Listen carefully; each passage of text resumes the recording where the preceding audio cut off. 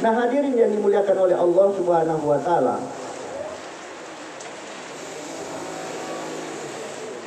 baru 15 menit ya. Nah hadirin, bulan berkah tadi, bulan berkah, Imam Ghazali mengatakan berkah itu ziyadatul khair, bertambahnya kebaikan kita. Jadi kalau ibu sempat sholat tahajud semalam, nanti sholat tahajud lagi, itu namanya hidup berkah. Siapa yang gampang kalau bangun sholat malam, itu berkah namanya. Kalau disuruh nyumbang, dia dengan ikhlas menyumbangkan hartanya di jalan Allah, itu berarti berkah. Tapi kalau dia mikirnya 10 kali, nyumbang kagak, ini anak mau bayaran, besok mau masuk ujian kan, ulangan, kita gak jadi, itu namanya hidup gak berkah. Gak berkah. Orang yang melakukan kebaikan itu hidupnya berkah. Tiap adzan datang ke musola, datang ke masjid berjamaah, itu hidup berkah namanya. Kalau malas untuk berjamaah itu nggak berkah hidupnya, karena dibikin malas oleh Allah ibadah. Jadi semakin mudah orang ibadah, itu namanya hidup berkah. Bahkan ulama kita bilang sakit itu juga berkah. Kan ibu heran, sakit berkah, sedang ngap-ngapan masih berkah juga. Orang sakit hidupnya berkah. Dengan dia sakit, yang tadinya nggak pernah berpikir kepada Allah, begitu dia sakit merasa bahwa dikit lagi dia akan mati, maka dia selalu berpikir kepada Allah. Sebelumnya nggak pernah berpikir, badannya sehat, kemana aja jalan, nongkrong di mana aja, ada warung kopi, nongkrong di warung kopi. Tetapi begitu dia sakit, dia ambil tasbih dan berpikir, itu hidupnya berkah. Coba kalau nggak sakit, nggak bakalan tuh pikiran. Karena dia sakit dan merasa bahwa ini adalah tanda-tanda kematian, ribet lah. Maka pada saat itu dia beristighfar kepada Allah. Coba kalau habis sholat kagak sempat istighfar, tidak sempat berzikir kepada Allah, begitu dia sakit, dia istighfarnya beribu-ribu kali. Astagfirullahaladzim, astagfirullahaladzim. Terus dia baca sampai itu tasbihnya muter berapa kali. Emang udah nggak ada apa yang bisa dikerjakan orang sakit? Nggak ada kan? Mau jalan nggak bisa, mau ini nggak bisa, makan aja nggak boleh, dibatasi makannya, nggak boleh makan ini. Akhirnya makannya cuma sayur bening doang di rumah sakit. Dijaga di hidung selang, di mana aja ada selang. Maka pada saat itu cuma bisa dilakukan adalah istighfar kepada Allah Subhanahu wa Ta'ala. Jangan bisa.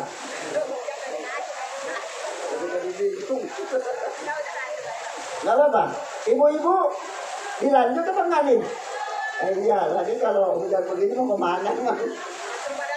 Iya. Ibu-ibu sekalian, jadi sakit itu adalah berkah.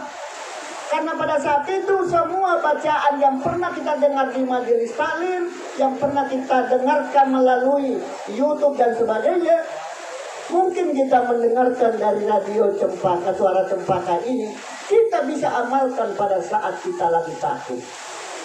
Karena kata Rasulullah Shallallahu Alaihi Wasallam, orang yang banyak istighfar, yang tiap hari istighfar kepada Allah, maka seluruh kesempitan hidupnya dihilangkan oleh Allah. Hidup lagi sempit nih, rezeki susah, hidup susah, banyak istighfar kepada Allah Subhanahu wa Ta'ala. Allah pun mengatakan dalam Al-Quran, Faqultu astaghfiru rabbakum innahu kana ghaffara yursilis samaa'a 'alaikum midrara wa yumdidukum bi amwalin wa banin. Beristighfarlah yang banyak kepada Allah, nanti hartamu ditambahkan oleh Allah. Solusi sudah diberikan melalui Al-Quran. Siapa yang hartanya mau ditambah oleh Allah, wa yumdidukum bi amwalin, maka banyaklah istighfar. Banyak istighfar. Baca tuh istighfar 1000 kali sehari. Sanggup ibu? Sanggup cuma 15 menit 1000 kali Pak. Istighfar 1000 kali itu cuma memerlukan waktu 15 menit. Sekarang duduk di kursi, ngerokok, ada kopinya ditambah kuenya. Berapa waktu dibutuhkan untuk ngerokok? Berapa waktu dibutuhkan untuk menyelesaikan kopinya dan kuenya? Sementara istighfar cukup 15 menit. Kalau orang istighfar, insya Allah hartanya ditambahkan oleh Allah. Wa yumdidikum bi amwalin, ditambahkan hartanya. Makanya orang-orang Arab waktu saya tanya, kok orang Arab kelihatannya nggak ada kerjaannya, adanya di masjid terus, kok hartanya banyak? Apa jawabannya? Kami tidak mengejar dunia, tapi kami yakin tentang Allah Subhanahu wa Ta'ala, maka rezekinya berlimpah ruah. Pengguna HP di seluruh dunia terbesar adalah Arab Saudi, yang kedua adalah Indonesia. Itu luar biasa. Dari mulai anak kecil itu HP bagus-bagus banget. Dia nggak punya bea cukai masuk, nggak bayar, sehingga murah belinya. Nah hadirin, jadi mereka yakin dengan berzikir kepada Allah, nggak mungkin Rasulullah bohong, nggak mungkin Allah yang bohong. Allah itu benar, maka disebut Shadaqallahul Azim, maha benar firman Allah. Maka banyak istighfar. Istighfar itu memperlancar rezeki. Hidup akan jadi senang. Semua kesulitan akan hilang. Penyakit akan hilang dengan banyak istighfar. Karena Allah mengatakan, wa ma kana Allahu mu'adzibahum wa hum yastaghfirun. Allah tidak akan menyiksa, Allah tidak akan menguji orang-orang yang banyak beristighfar kepada Allah Subhanahu wa Ta'ala. Enggak mungkin saya, kata Allah, menyiksa mereka sementara mereka tetap beristighfar kepada Aku. Maka istighfarlah menyelesaikan masalah dan persoalan. Nah hadirin, itulah berkah. Jadi orang sakit pun berkah, digunakan untuk beristighfar kepada Allah. Karena dia pikir, kalau gue sehat, ya alhamdulillah. Tapi kalau gue mati, belum neraka juga deh gue. Banyak istighfar ya. Mumpung belum mati, dia banyak istighfar. Udah tahu bahwa sakit itu adalah merupakan tanda-tanda kematian seseorang. Maka dia siap-siap untuk mati dengan istighfar kepada Allah. Nah jadi itu berkah. Ketika bertambah kebaikan orang, banyak berzikir dan beribadah kepada Allah, itu namanya hidupnya berkah. Kalau males, sholat zuhur kagak, asar kagak, puasa nanti Ramadan kagak, kebaikan perintah Allah nggak ada yang dikerjain, berarti hidupnya tidak berkah. Itu aja. Nah lalu bagaimana dengan Ramadan? Ramadan itu menjadi bulan yang berkah. Kebaikan yang kita lakukan di dalamnya akan dilipat gandakan pahalanya menjadi 70 kali di luar Ramadan. Kalau kita di luar Ramadan bersedekah, sedekahnya cuma 10 kali lipat sampai 700 kali lipat. Tapi kalau itu sudah dikerjakan di Ramadan, maka sedekahnya menjadi 70 kali lipat. Yang 10 dilipatkan menjadi 70, jadi 70 kali 10. Lalu kemudian sedekahnya yang 700 dikalikan 70. Itu berkah, namanya bertambah nilai. Ada tambahan nilai yang diperoleh orang ketika di bulan Ramadan dibanding bulan yang lain. Orang yang mengerjakan yang wajib di bulan Ramadan sama nilainya dengan pahala wajib di luar Ramadan. Makanya di Ramadan ini full untuk ibadah. melakukan kebaikan, baca Al-Quran. Karena itu semua dilipat gandakan pahalanya oleh Allah di bulan Ramadan. Kan selama ini kan 1 tahun masih ada orang yang belum khatam Qur'annya, padahal sudah lewat satu tahun.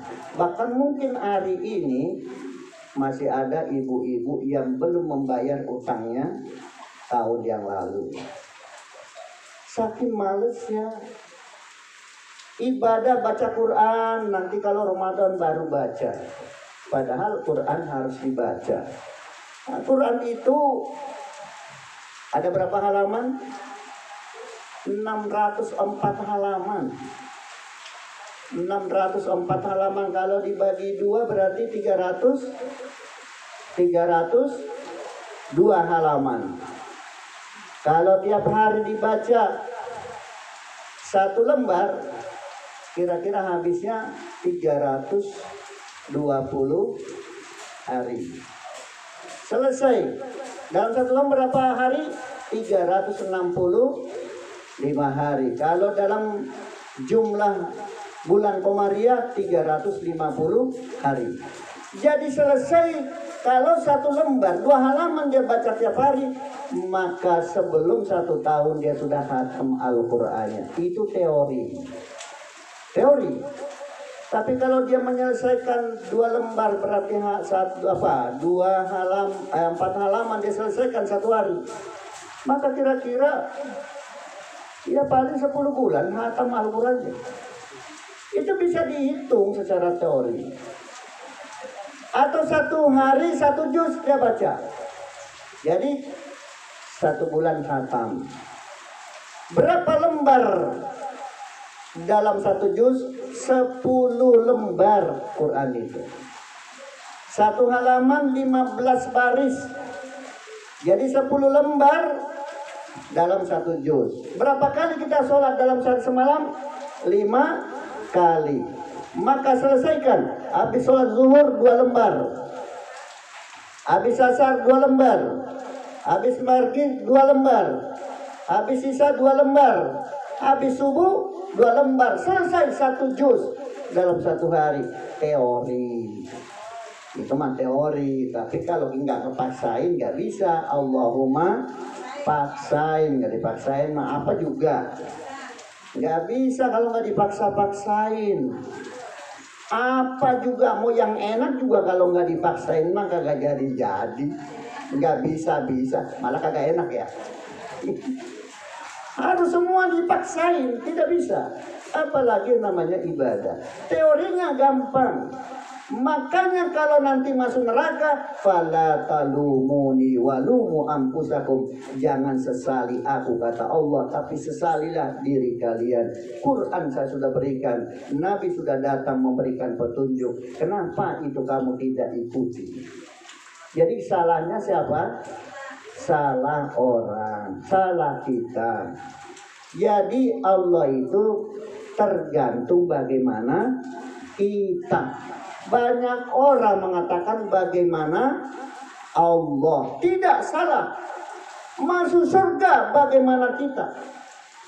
Berubah menjadi lebih baik bagaimana kita. Bukan bagaimana Allah. Karena Allah mengatakan in ahsantum li anfusikum wa in asatum falaha. Kalau kamu berbuat baik, pasti kebaikan yang kamu dapat. Kalau kamu berbuat buruk, pasti keburukan yang kamu dapat. Berarti bagaimana kita mau jadi orang sukses, ya bagaimana kita, bukan Allah. Allah akan memberikan kesuksesan sesuai dengan usaha maksimal kita. Jadi kalau kita nggak berusaha, bagaimana kemudian Allah memberikan sukses? Dan diam aja pengen kaya. Dari mana Pak? Pelihara tuyul resikonya banyak, apalagi yang lain. Untuk yang haram aja susah kok, bener kan? Yang susah mau melakukan yang haram, kudu ngeluarin modal juga, tidak mudah juga. Semuanya memerlukan dana, usaha. Emang orang nembak orang tuh juga nggak susah itu. Resikonya kan gede banget. Bunuh orang Luar biasa. Karena itu hadirin, semua harus bagaimana kita diusahakan. Qul ma ya'ba'u bikum rabbi laula du'aukum, katakan wahai Muhammad, kalau bukan karena doa kalian Allah biarin kita begini aja, enggak ada apa-apanya. Karena tiap hari berdoa, ya Allah Rabbana atina fid dunya hasanah wa fil akhirati hasanah wa qina adzaban. Ya Allah, berikanlah kepada aku di dunia ini semua yang baik. Apa saja yang baik secara umum. Kaya baik, sehat baik, semuanya kita minta. Di dunia ini semua kebaikan, di akhirat juga begitu. Di akhirat masuk surga, itu kebaikan. Itu doa yang kita minta. Maka Allah akan melakukan apa yang kita minta. Itu dia yang disebut Allah terima doa kita. Maka apa yang kita minta diwujudkan oleh Allah. Itu karena Allah sudah bekerja sesuai dengan permintaan kita. Tergantung bagaimana kita. Maka berdoalah. Karena Allah itu bilangnya begitu. Kalau bukan karena doa kalian, Allah biarin aja. Karena tiap hari minta, ya Allah berilah aku rizki, maka Allah berikan rizki tiap hari. Ditunjukin jalan bagaimana caranya dapat rizki. Itu karena apa? Karena doa kita. Maka orang yang tidak pernah berdoa, ya hidupnya begitu-begitu aja udah. Allah tidak kasih sama orang tua aja. Kata kita datang ke rumah orang tua nih, maksud kita mah pengen minjem. Kita nggak punya duit kan, kita datang ke rumah tua mau minjem. Sampai di depan orang tua kita diem aja, nggak ngomong apa-apa, kita malu. Itu orang tua diem juga. Itu anak kali ya, punya duit kali. Biasanya kalau datang mau minjem, ini maksud kebetulan dia nggak minjem, berarti punya duit tuh anak. Ya kita diam aja. Coba kalau kita ngomong, orang tua usahain, kita dipinjemin, kagak dipinjemin juga kadang-kadang dikasih udah. Allah juga begitu, karena kita diam aja, Allah ya diam aja, diam aja. Jadi tergantung bagaimana kita. Contoh terakhir. Dulu Rasulullah di masjid, ada orang sahabat masuk. Dia bilang, Assalamualaikum ya Rasulullah. Maka Rasulullah menjawab, Waalaikumsalam. Masuk lagi, Assalamualaikum warahmatullah. Nabi jawab, Waalaikumsalam warahmatullahi wabarakatuh. Masuk lagi, Assalamualaikum warahmatullahi wabarakatuh. Nabi kemudian jawab lagi, Waalaikumsalam warahmatullahi wabarakatuh. Masuk lagi, yang satu diam aja. Nabi nggak ngomong apa-apa, orang dia nggak kasih salam. Terus kata orang itu, ya Rasulullah, tadi orang-orang dikasih doa, kok saya nggak didoain? Ya lo diem. Bagaimana gue tahu lo butuh? Ya udah, nah karena dia diam, Nabi pun tidak memberikan jawaban apa-apa. Begitu juga Allah Subhanahu wa Ta'ala. Maka orang yang rajin sholat berarti adalah orang yang meminta kepada Allah. Maka Allah akan berbuat sesuai dengan keinginannya. Mudah-mudahan pengajian hari ini, penutupan pengajian kita hari ini mendapatkan curahan rahmat dan berkah dari Allah Subhanahu wa Ta'ala.